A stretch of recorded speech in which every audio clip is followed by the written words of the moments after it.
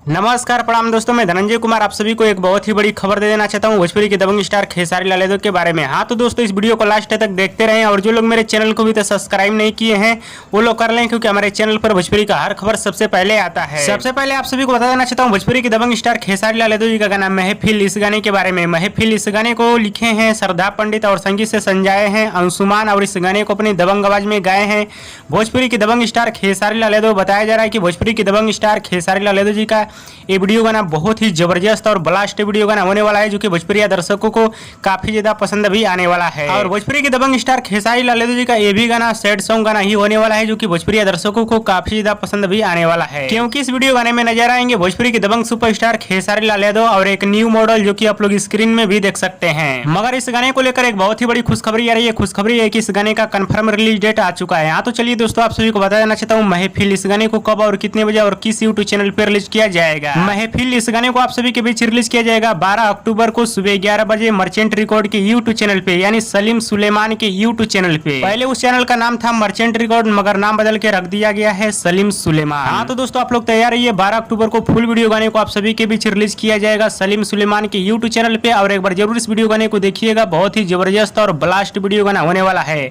और हमारे इस वीडियो को आप लोग पूरा देखिएगा, तभी आप लोग को पूरी बात समझ में आएगी। और दोस्तों, भोजपुरी की दबंग स्टार खेसारी लाल यादव जी का वीडियो पसंद है तो ज्यादा लाइक करें, कमेंट करें, शेयर करें, सब्सक्राइब करें। धन्यवाद दोस्तों।